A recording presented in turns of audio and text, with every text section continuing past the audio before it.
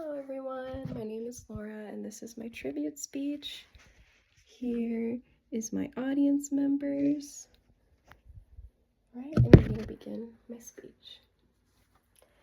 My grandfather came into this country under very false pretenses.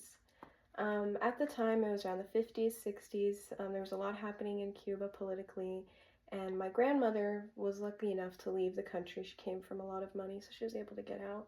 But she did have to leave behind her boyfriend at the time, my grandfather, Ernesto. So my grandma and her family went over next door to Puerto Rico, and at the time the US had these reclamation centers, and a lot of Cuban immigrants that had gotten out were able to reclaim family members back home in Cuba. So my very lovesick grandmother ran into one of these reclamation centers and lied to the American government that she was married to my grandfather. And that's how my grandfather got to the US. And my great-grandparents, Cuca and Pepe, were very, very upset about this, but my grandma always gets what she wants. So they said, all right, as long as you finish your studies in college, she was studying to be a pharmacist at the time, then you can get married once you've graduated. Today we are going to be celebrating the life of my grandfather. This past week was actually the anniversary of his death. He died many years ago, but years later we still miss him. And if you've ever lost someone, you know what it feels like. It kind of just feels like the world's a little bit more empty with them gone. So my grandfather grew up in Cuba, born and raised, and he worked on farms a lot. He was what we would call back home a guajiro, which means poor farmer boy. Think of the song Guajira Guantanamera. And he would go to the ports and trade little bottles of rum for cigarettes and whatnot. And in Miami, by the time he'd had his family and even his grandkids at the time, he was getting guayaberos, you know, those big four-pocket Cuban shirts. Maybe Al Pacino wore one, I'm not sure. And he would sell them to people on the streets with my brother lagging behind him. And my grandfather was always finding these little odd jobs to provide for his family, because he didn't come from much, but my grandmother came from a lot.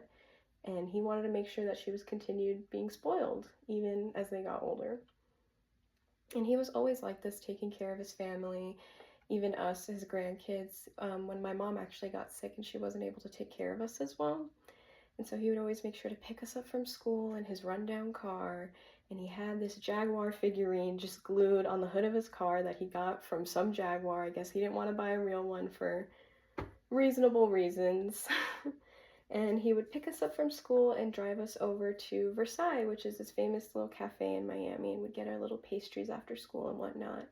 And next door was this Cuban smoke shop, and he actually knew the owner back from Cuba. And I remember seeing the big wooden Indian statue out front and walking in the store and smelling all the smells and getting kind of a headache.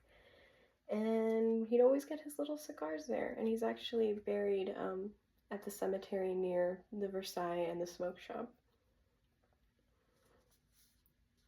My grandfather was a family man, and he was always finding ways to provide for us, as I said. And it actually got to the point where he bought my grandmother her own pharmacy since she was a pharmacist.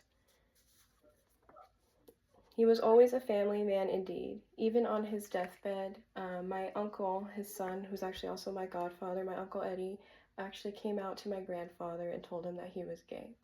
And for some context, my grandfather is very conservative, Catholic, went to church every Sunday. He was actually involved in the Knights of Columbus. And he looked at my uncle and he looked at our family and he told us that we needed to accept my uncle for who he was.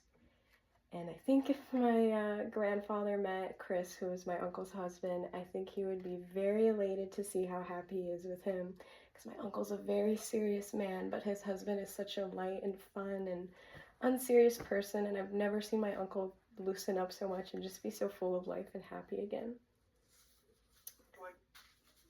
My grandfather was a family man, and his hard work and undying love for us is a reminder on how to live our lives. He didn't care what others thought of him, even though he didn't come from much. I'm sure a lot of people gave him a lot of slack for falling in love with a little rich girl in Cuba. I think it's also a reminder for us to find someone like him, someone who's going to love your family unconditionally and be a great man. So I'd like to raise our glasses to my grandfather. If you have a cigar, definitely raise it. He's probably going to like that a lot much more. And I just wanted to show y'all a beautiful picture of him with my mom and my grandmother. And yeah, I miss you, Grandpa.